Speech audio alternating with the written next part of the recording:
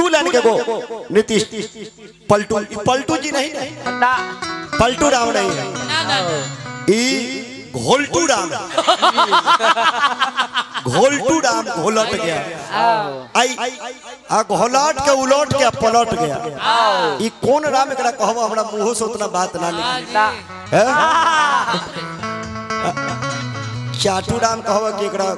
घोलटू ये नाम रहता हां ओ घोलटू रहेगा घोलटू हां हां देखा तो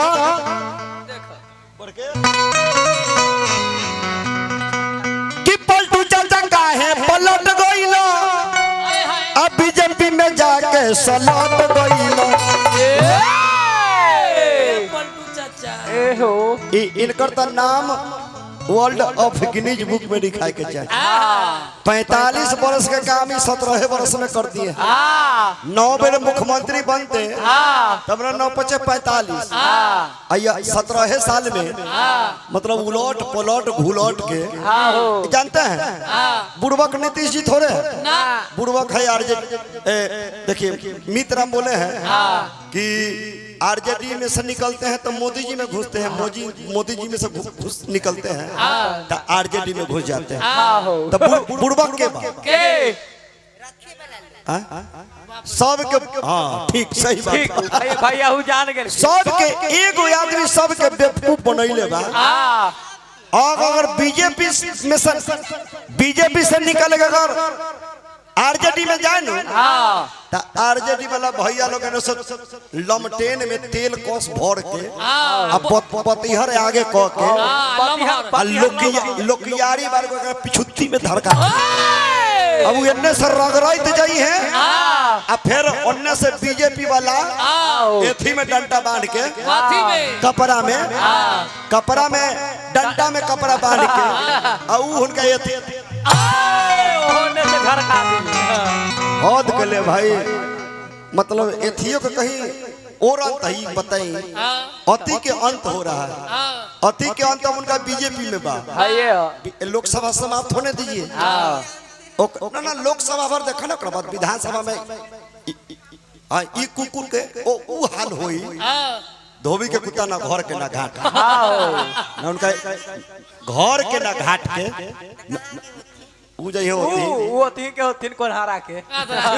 बखरी बराई पंचायत डॉक्टर सुबोध कुमार उर्फ दिल मोहम्मद मीडिया प्रभारी हाँ बखरी पंचायत के उप मुखिया श्रीमती विभा देवी उनका तरफ से बहुत रुपया का पुरस्कार मिलल बा तो गुंडागर्दी होई राजा राज बिहार में अब देखो लोग के खेला के गुंडागर्दी होई राजा राज बिहार में पलटू के सरकार में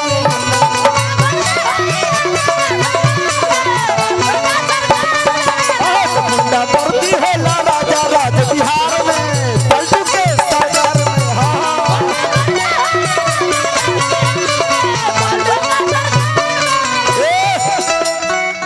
काहे कहनी कि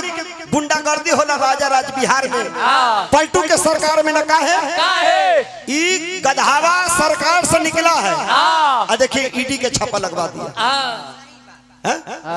ईडी के 9 घंटा पूछताछ के बाद लालू के लाल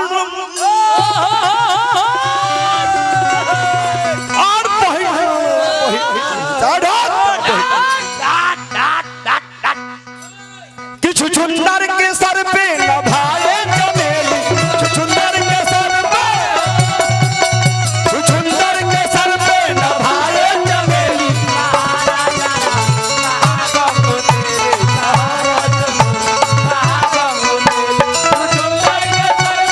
भाए चमेली चुंदर के सर पे न भाए चमेली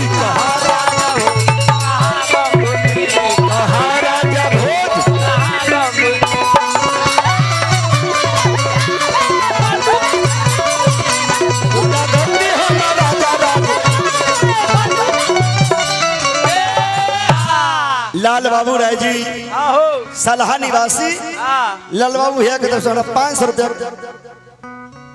देखो वो देखो ना हो ओ छोड़ दो उनका गुंटी गिरा है कि अफसर शाही राज भइल बा देखी आंख पसार के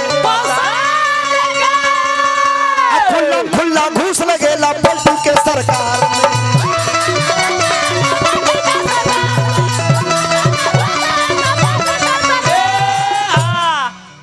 लालू चाचा के ये राज में कोई जाके जन्म प्रमाण पत्र बने तेरी बहनी बढ़ाओ मारम तोरी बहनिया के बढ़ाओ तब वीडियो जन्म प्रमाण पत्र आप साइड कीजिए ना अभी हटाइए जन्म प्रमाण पत्र साइड कीजिए। वीडियो सीईओ सब लोग जनता से डर माने अभी जाके हुलकिए तो हुलकिएगा कौन से मामू 3-4 को बुला देगा कहे चलो भगना मामू भगना तुमको खिचड़ी खिलाएंगे यही तो समय है। अरे गुंडा कर दी रात अरे मांगे हाथ पसार के खुल्ला खुल्ला घूस चले पलटू के सरकार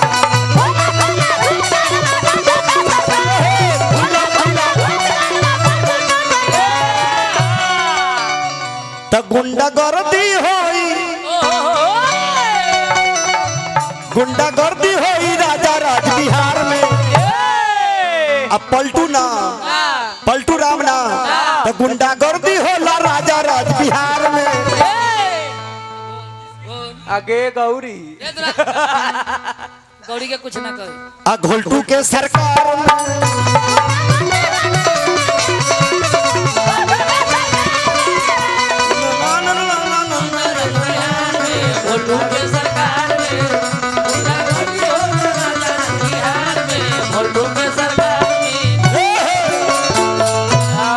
दुलानी के को हमने का दूल्हा जाना मिलकर लैदारी हो गया। लैदारी के बाद मुकेश भैया का दिया।